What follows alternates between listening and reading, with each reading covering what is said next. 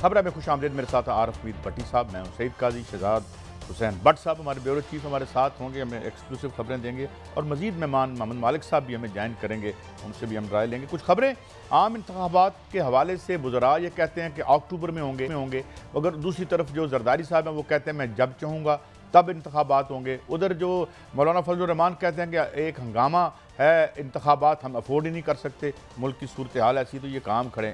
साथ ही पाकिस्तान की किस्मत के फैसले क्या नवाज शरीफ करते हैं ये कहा गया है, लेकिन वो अगर फैसले करते हैं तो फिर खुद उनके केसेस क्यों हैं। और साथ अभी एक ज़िमनन खबर भी है कि खबर आ रही है कि वो PCB का चेयरमैन जो है वो नजम सेठी साहब को तैनात करना चाहते हैं, जबकि ज़का अशरफ साहब का नाम पीपल्स पार्टी ने दे दिया है।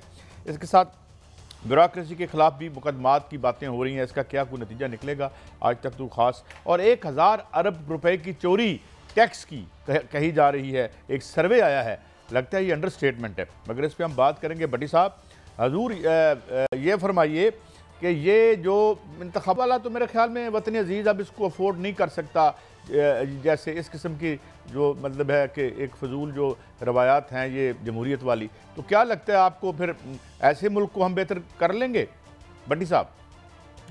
बिस्मिल्लाहिर्रहमानिर्रहीम। काजी साहब, इंतखाबात तो 23 करोड़ आवाम चाह रही है। PDM की 13-14 जमातें सिर्फ शिकस्त के खौफ से नहीं चाहती। आज सुप्रीम कोर्ट में उस केस की बड़ी अहम हियरिंग थी जिसमें SM जफर ने कहा कि 14 मई 2023 को जमहूरी आइन का कत्ल हो गया। अली जफर साहब शायद गलत, अली जफर साहब, माफी चाहता हूं, बैरिस्टर अली जफर साहब मोहतरम ने कहा आइन का कत्ल हो गया। तो जिस मुल्क में लतीफ खोसा साहब फरमाते हैं इस वक्त मुल्क बेआइन है, ना कराए इलेक्शन, इनके बाप का मुल्क है, जो मर्जी करे, मुसल्लत है। ये हुक्मरान थोड़ा है, मुसल्लत टोला और हुक्मरान में फर्क होता है। काई साहब, ये आप नहीं कह सकते आइन में 5 साल के ऊपर नहीं जाया जा सकता। निगरान हुकूमत का एक टन्योर है। अगर आपने मुल्क को हुक्मरान आइन भी नहीं मानते, सुप्रीम कोर्ट का हुक्म भी नहीं मानते, तो ना कराए इलेक्शन, लिख दे टिल माई लाइफ के हमने वजीर आजम बनाना है। कौन रोक सकता है? अदालत का हुक्म ये नहीं मानते। कुछ सरकारी इदारे इनके जाती गुलामाने शरीफैन बन चुके हैं। साहब, मैं माफी चाहूंगा, मुझे अजान की ब्रेक की तरफ जाना है। अजान के बाद यही बात शुरू करेंगे जहां हम इसको रोका है। अजान की ब्रेक के बाद हाजिर हो रहे हैं।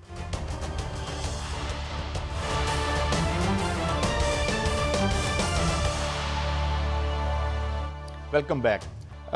हमें अभी इंतहाई सीनियर तजियागार और बड़ी गहरी निगाह रखने वाले हमारे दोस्त मोहम्मद मालिक साहब ने ज्वाइन किया। थैंक यू वेरी मच मालिक साहब। मैं इसी से सवाल से आगाज़ कर लेता हूं आपसे और फिर डिस्कशन खोलते हैं। अभी बड़ी पैटर्न अभी मालिक साहब नहीं है। भट्टी साहब, मैं आपकी तरफ यही सवाल ले जाता हूँ। सवाल मेरा ये है कि बातें तो बहुत अच्छी थी, लेकिन 70 से पावर में है, ये इनका मुखातिब कौन था? क्योंकि पॉलिसी मेकिंग में ये और PDM में तमाम शामिल जमातें जो हैं उनके पास थी। यानी मैं थोड़ा सा बात कर दूं कि हफीज़ शेख साहब भी ये लाए थे, बाद में अगली हुकूमत भी ले आई, तो एक एबरेशन 3.5 साल की छोड़ दें तो पावर तो इनके पास रही है। तो फिर ये किसने सारी गलतियां की हैं? जरदारी साहब जो इतनी हमें बहुत अच्छी बातें कह रहे थे, इनका मुखातिब कौन था? अच्छा काई साहब, गुजारिश है, ये आसफ अली जरदारी साहब जो मोहतरमा शहीद बेनज़ीर साहब के शोहर हैं, उन्हीं की आप बात कर रहे हैं?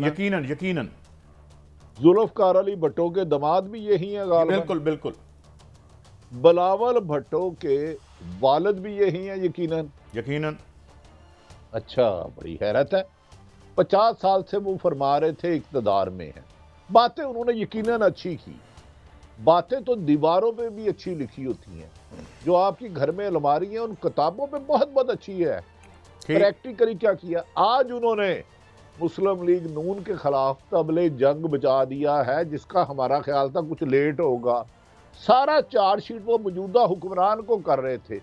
2008 से लेके 13 तक, जहां तक मेरी याददाश्त है, आसफ अली जरदारी साहब सदर पाकिस्तान थे। पावर उन्होंने इसलिए दी थी कि यूसुफ रजा गलानी डमी वजीर आजम थे, वहां पार्टी में वरासत चलती है। नवाज शरीफ आज नाहल है, लेकिन हुक्म उन्हीं का चलता है।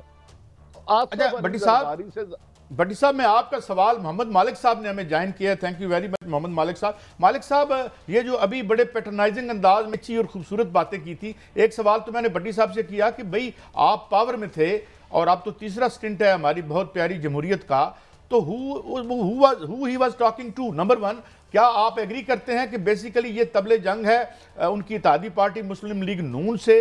हाउ यू नो आप इसको, इस पे आपका क्या टेक है मोहम्मद मालिक साहब? मैंने कैसा पहले सवाल, आवाज मेरी मालिक साहब तक जा रही है जरा? जी मालिक साहब, मैं सवाल दोबारा कर देता हूं। हमारी आवाज जी मैं ये कह रहा हूं कि अभी बड़ी अच्छी अच्छी बातें की अपना आसिफ अली जरदारी साहब ने, ये करें वो करें, तो किसको कह रहे थे? ये 50 सालों में मुतअद्दिद दफा 70 से पावर में हैं, इनकी इत्तेहादी पार्टियां पावर में हैं, बीच में मुशर्रफ साहब का दौर है, और ये तो फिर किसने इस मुल्क की मैशत का हुलिया बिगाड़ा? या ये तबले जंग है उनका, जिस तरह भट्टी साहब कह रहे हैं, against their coalition partner PMLN? जी मालिक साहब। नहीं, मैं इसको तबले जंग तो नहीं कहूंगा, लेकिन एक ज्यादा वजन बढ़, उनका लाहौर में आके बैठ जाना, PTI वाले लोगों को जो डायरेक्ट सपोर्ट करना, और जो हमें अब नजर आ रही है वो लग ये रहा है कि उसमें PML तरीन ग्रुप और वगैरह करेंगे, और मुझे लग रहा है कि मुस्लिम तो उनकी होगी, मुझे लग रहा है कि शायद कुछ जो प्राइम मिनिस्टर कैंडिडेट वो अगले अगर इलेक्शन अगर हो तो शायद वो पीपल्स। अच्छा, जरा मालिक साहब की आवाज का जरा देखिएगा, मैं जरा प्लीज चेक कीजिएगा। अच्छा भट्टी साहब, मालिक साहब का ये कहना है कि क्योंकि थोड़ा मैं सुन चुका हूँ, आवाज में कोई इशू तो मेरे ख्याल में ठीक हो जाएगा अभी, कि इनको तबले जंग तो नहीं कह रहे, लेकिन ये है कि आप खबर के हवाले से कह रहे हैं या तजिए के हवाले से कह रहे हैं? ये जो अब ये पंजाब में आके बैठ के, जिस तरह मालिक साहब भी कह रहे थे, तो क्या फिर ये अब अगर कोई कामन फो ना हुआ तो फिर ये मरकज गुरेज कुव्वतें मुतहरक हो जाएंगी या हो गई हैं? भट्टी साहब, एक तो कायद साहब, मालिक साहब को मेरा 3 दफा सलाम। जी आप तो मालिक साहब, आपको 3 दफा सलाम भट्टी साहब का। मुझे बताए, लाहौर में आके किसका वोट बैंक तोड़ रहे हैं?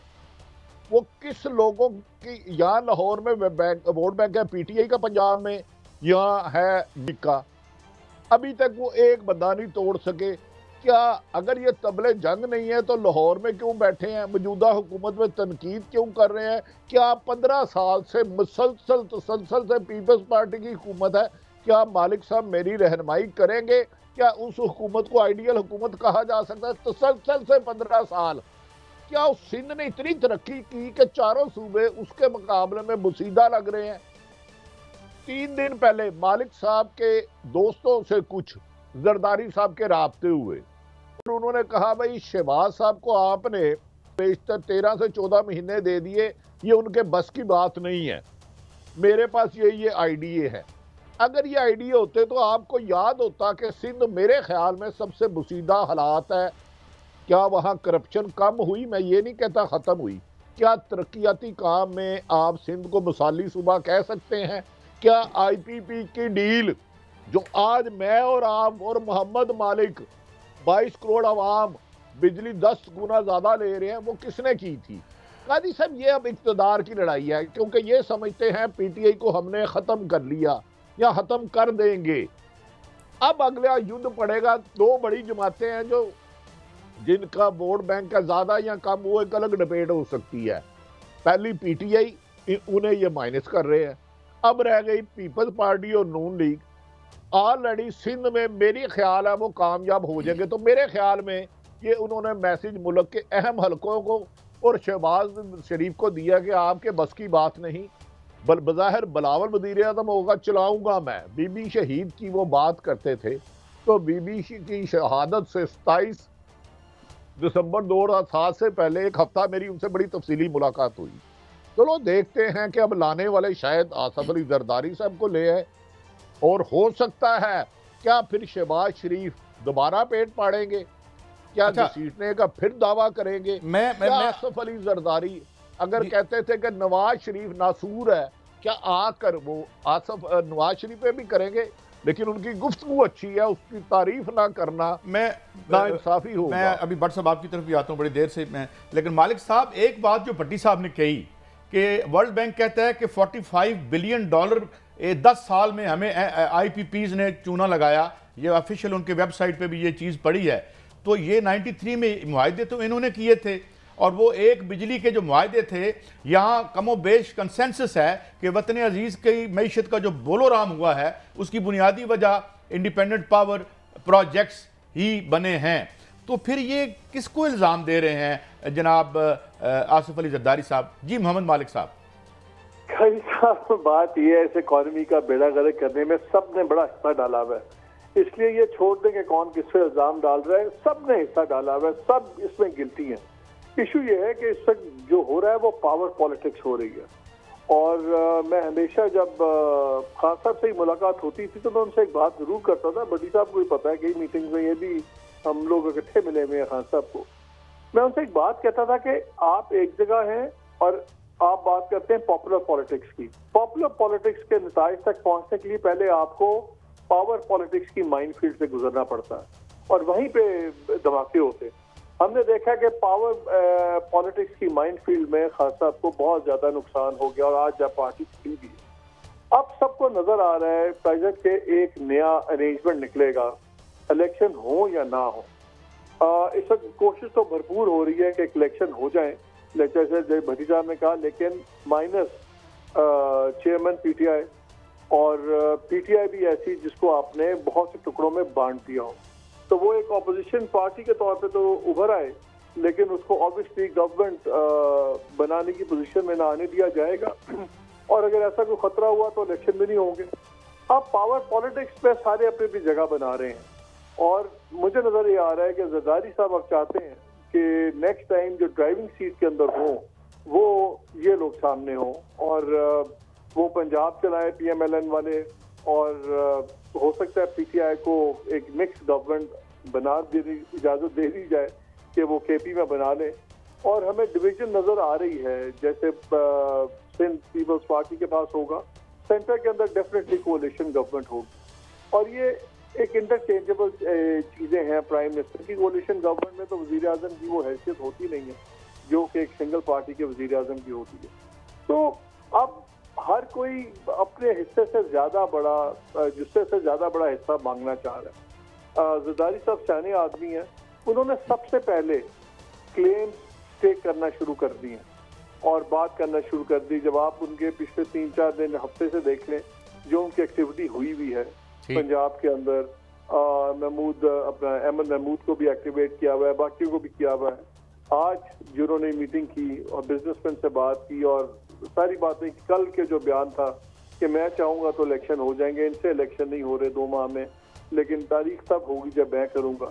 वो अपने कद बड़ा कर रहे हैं, अपनी बार्गेनिंग पोजीशन बड़ा कर रहे हैं, लेकिन हैविंग सेड दैट मेरा नहीं ख्याल कि वो बिल्कुल ही ऑन हिज ओन इनिशिएटिव भी नहीं होगा।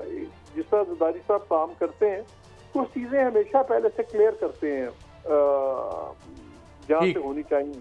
अच्छा, ये अब आपका जो वन लाइनर निकला है, मैं इसको अगर इसको एक सवाल या इसका जिस्ट या इसका चवरका पंजाबी में जो कहते हैं जौहर निकालूं, तो भट्टी साहब इनका मुझे जो मतलब समझ आया है, अगर मैं सही समझाऊं तो मालिक साहब ये कह रहे हैं कि ये पावर पॉलिटिक्स है और ये जो हमारी पॉलिटिकल एलीट है इसने पीपल्स पॉलिटिक्स अबंडन कर दी है और अब ये वहीं पे रुजू करेंगे जो एक था एक अवामी लहर 1970s, भुट्टो, ये वो अवाम सरचश्मा। तो ये इसका मतलब है कि बात तो फिर मालिक साहब ठीक कह रहे हैं। क्या समझे आप यही बात समझे हैं? मालिक साहब दानिशमंद आदमी है, आपने क्या what do you make out of it Bhatti साहब? सर दानिशमंद भी है, अक्लमंद भी हैं और मेरे भाई भी हैं। जब मैं 10वीं में पढ़ता था तो मैं मालिक साहब के कॉलम पढ़ता था।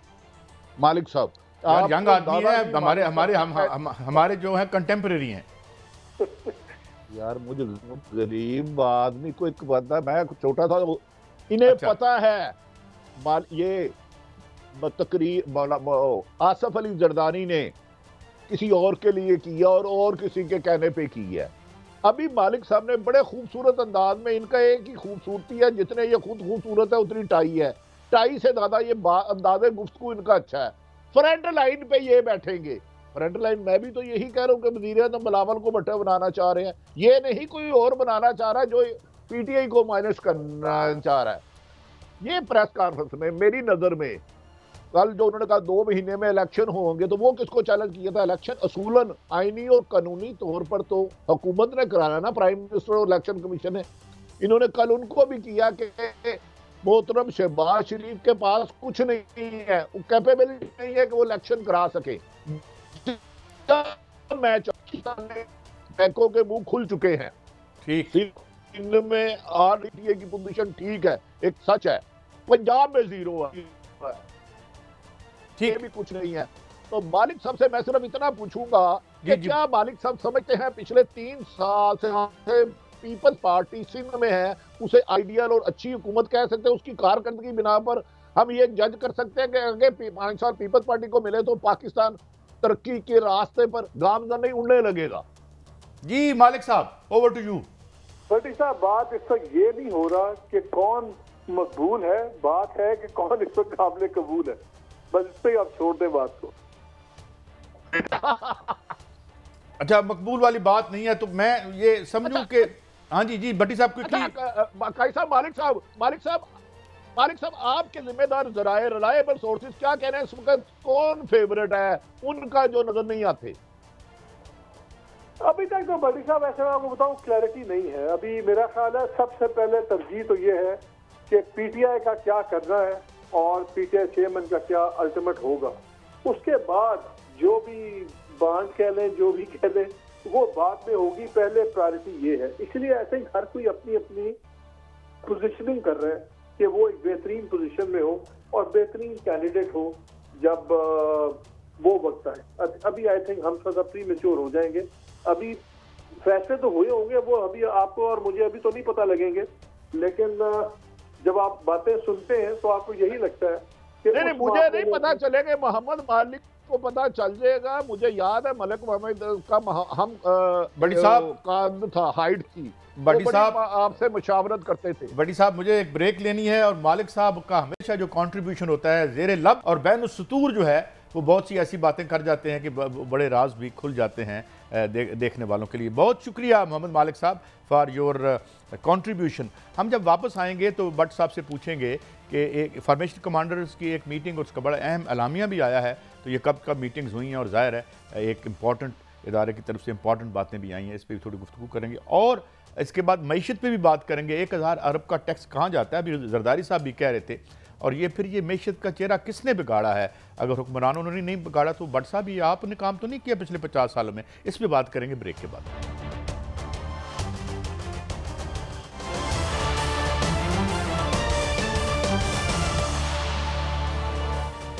Welcome back. भट्ट साहब, मैं जब ये ब्रेक पे गया था तो ये 81st गालिबन हमारी फॉर्मेशन कमांडर मीटिंग हुई है और उसने एक कलामिया भी जारी किया है। तो ये कब यानी कोर कमांडर्स मीटिंग तो हम सुनते रहते हैं। भाई साहब, बात यह है कि ये इस वक्त मुल्की तारीख की फॉर्मेशन कमांडर कॉन्फ्रेंस जो है ये इंतहाई अहम चीज़ है और आज की जो कॉन्फ्रेंस है यही मुस्तकबिल का लायामल वाज़ह करेगी। लेकिन इससे कबल मैं आपको इसकी तफसील बताने से कबल 2 फिक्रें ज़रूर कहूँगा। आप जो बात आसिफ जरदारी की बात कर रहे थे ना, तो आसिफ जरदारी लाहौर में ग्रास रूट लेवल पर चीज़ों को देख रहा है, क्योंकि People's Party grass root level पर नहीं है, नंबर 1। नंबर 2, इस वक्त फेडरेशन चैम्बर में जो आज गए हैं ये भी उसी सिलसिले की एक कड़ी है। लेकिन मेरी राय के मुताबिक सबसे अच्छा जो CV इस वक्त दिया है वो आसिफ अली जरदारी पेश कर रहे हैं कि ये मेरा CV कबूल कर ले, लिहाजा वो इस हद तक कामयाब है। अब हम आते हैं आपकी उस सवाल के ऊपर कि फॉर्मेशन कमांडर कॉन्फ्रेंस जो है, अच्छा ये सिपा सलार पाकिस्तान आसिम मुनीर साहब 2 पहले कोर कमांडर कॉन्फ्रेंस कर चुके हैं। आपको याद होगा एक 15 मई को ही थी और दूसरी जनाब 15 अप्रैल को हो चुकी है, 1 फरवरी और 15 अप्रैल को। कोर कमांडर कॉन्फ्रेंस के बाद फिर एक 9 मई का वाकया हुआ, तो फिर ये स्पेशल कोर कमांडर कॉन्फ्रेंस के नाम से एक चीज आई, वो तीसरी हुई थी। अच्छा, अब ये जो हुई है ये जनाब फॉर्मेशन कमांडर कॉन्फ्रेंस है, ये पहली फॉर्मेशन कमांडर कॉन्फ्रेंस है सिपा सलार पाकिस्तान की। इससे कबल बाजवा साहब ने 2 ये ज़रूर की थी। अच्छा, ये कोर रूटीन की नॉर्मल कोर कमांडर कॉन्फ्रेंस से बिल्कुल हटकर एक चीज़ है। इसके अंदर आपको core commanders, principal staff officers, Pak फौज के तमाम फॉर्मेशन कमांडर्स जो हैं वो सारे एक अम्ब्रेला के नीचे आपको मिलते हैं। यानी कि हाउस पूरे ने बैठकर कंसेंसस करना है और फिर वही आगे जाके मामला को लेके चल रहा है। आज की जो इस कमांडर कॉन्फ्रेंस थी उसके अंदर उन्होंने वाज़ेह तौर पर एक लाइन तो सीधी सीधी कह दी है ना जनाब कि मास्टर माइंड के खिलाफ कानून की गिरफ्त जो है वो मजबूत की जाएगी। और दूसरी बात उन्होंने बहुत बड़ी कही है कि इंसानी खिलाफ वर्जी जो है उसके पीछे पनाह लेने के लिए जो अफराद छुपना चाह रहे हैं वो भी अब नहीं होगा। लिहाजा आज की इस फॉर्मेशन कमांडर कॉन्फ्रेंस से मुस्तकबिल का जो है वो नक्शा बहुत वाज़ेह क्लियर नजर आ रहा है। अब मरियम नवाज साहिबा या मरियम औरंगजेब साहिबा ने भी आज प्रेस कॉन्फ्रेंस की है। वो जो मर्जी कहती जाए कि बात करप्शन से आगे चली गई है ना, वो तो कहती है कि जो पार्टी है उसको बैन करने की बात जिम्मेदार है, उसकी राय है। एक अहाता कर दिया हम भट्टी साहब। एक हम चूंकि मैशत हमारा फेस्टिंग वूंड है और इसी जख्म की निशानदेही कर रहे थे आसिफ अली जरदारी साहब। सवाल हमारा ये था कि ज़ख्म में किसने लगाया। आपको याद होगा यहाँ हफीज़ पाशा साहब बहुत ही हमें एनलाइटन करते हैं। तो उन्हीं की स्टडी पहले 17 बिलियन डॉलर की थी, फिर 23 बिलियन उनके शागिर्दों ने अपडेट किया उस स्टडी को UNDP की, जो हम इशराफिया को ये वतन अजीज़ जो है उसके पेश कर देता है कि जनाब ये लीजिए। और टैक्स के बारे में अभी आज एक और ख़बर आई है कि 1000 अरब टैक्स की चोरी हुई है। ये किसी एक किया है इदारे ने एक जिसे सर, और 5 सनतें हैं जो इतना 1000 अरब टैक्स। अच्छा भट्टी साहब, मैं ये भी सवाल आपकी तरफ लाने से पहले कह दूं कि ये IMF की बहुत पुरानी स्टडी है कि 11,000 अरब रुपया हम रेज़ कर सकते हैं, जो कि रेज़ नहीं होता बल्कि दाएं बाएं हो जाता है। तो ये अब मैशत भी इनके पास है, पार्लिमान भी इनके पास है, थापड़ा भी इनके पास है। तो मैशत फिर भट्टी साहब मैं भट्ट साहब के हवाले कर दूं, इन्होंने ठीक करनी है, इन्होंने करनी है, इन्होंने करनी थी, इन्होंने नहीं। जी जी भट्टी साहब।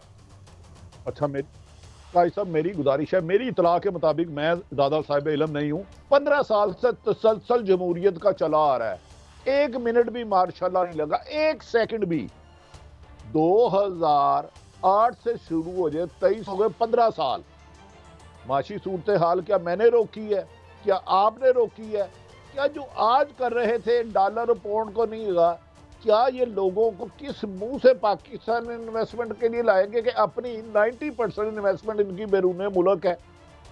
इकॉनमी ठीक इन्होंने करनी है। याद रख रहे हैं कि जान के सियासतदानों को मुर्गों की तरह लड़ाया जाता है, असल इशू इस मुल्क का इकॉनमी है। आप इस रेट्स पे जो बिजली के, गैस के, महंगाई है, इसमें कंपटीशन अपनी एक्सपोर्ट नहीं बढ़ा सकते, ये नामुमकिन है। अमलन हम खुदा ना खास्ता अल्लाह ना करे खुद ख्वाजा डिफॉल्ट हो चुके हैं, उसको फोकस नहीं कर रहे, सियासी मुखालफिन को कुचलने के लिए कर रहे हैं। भाई 5 साल 8 से लेके 13 तक पाकिस्तान पीपल्स पार्टी बगैर किसी रुकावट के टोटल इंडिपेंडेंट, 13 से लेकर 18 तक मुस्लिम लीग नून, तो लोग 3.5 पौने 4 साल PTI, मुझे बताएं। और उसके बाद फिर 14 जमातें। तो इकॉनमी के लिए एक स्टेप बताएं, जब ये आए थे डॉलर का क्या रेट था, आज कितना है, बिजली का रेट कितना था, आज कितना है, रोजमर्रा की एशिया में 52% कीमतों का इजाफा हो चुका है। काजी साहब, ये सिर्फ हमें बेवकूफ बनाने के लिए प्रेस कॉन्फ्रेंस करते हैं, क्योंकि कॉन्फ्रेंस कहीं और करते हैं, प्रेस के सामने आके बैठ जाते हैं। जी, तो ये सीबी की लड़ाई है, मुझे चांस दो, मुझे चांस दो, मेरी इन्हीं का चांस है भट्टी साहब। हमारा चांस कहाँ होना है। लेकिन भट्ट साहब अब देखें ना, याद है बचपन में भट्टी साहब और मैं फिल्म देखने जाते थे और मोहम्मद अली आते थे, अम्मी अम्मी मैं BA में पास हो गया। तो इसी तरह हमें ख्वाजा साहब ने बताया कि जी ये तो डिफ़ॉल्ट हो गए, हंसते हंसते फ़खरी अंदाज में, और ये सारी पावर तो इनके पास थी। तो भट्ट साहब फिर हम किसको इल्ज़ाम दें? पिछले में 1.5 साल से सुन रहा हूँ पाकिस्तान डिफ़ॉल्ट हो रहा है, पाकिस्तान डिफ़ॉल्ट हो रहा है। मां सवाई टीवी और सोशल मीडिया के अलावा मुझे डिफॉल्ट होता नजर तो नहीं आ रहा, नहीं, और ना ही मैं आपको दावा कर रहा हूं कि सोशल मीडिया पे ये नहीं होना। भट्टी साहब, और ये जो बजट आपको नजर आएगा ये भी आपको नजर आ जाएगा काजी साहब, इसी बजट में आपको रिलीफ मिलना है और आपकी सोच से ज्यादा रिलीफ मिलेगा। मेरा सवाल तो सुने ना, ये हमने तो नहीं कहा, ये तो ख्वाजा आसिफ ने कहा है, जो डिफेंस मिनिस्टर हैं इस मुल्क के जिम्मेदार। मेरा आपका कहना, हमारी औकात क्या है जी? भट्टी साहब ये बताइए जी, ये कह रहे हैं कि बड़े हालात ठीक है पाकिस्तान माशाल्लाह होने चाहिए जी।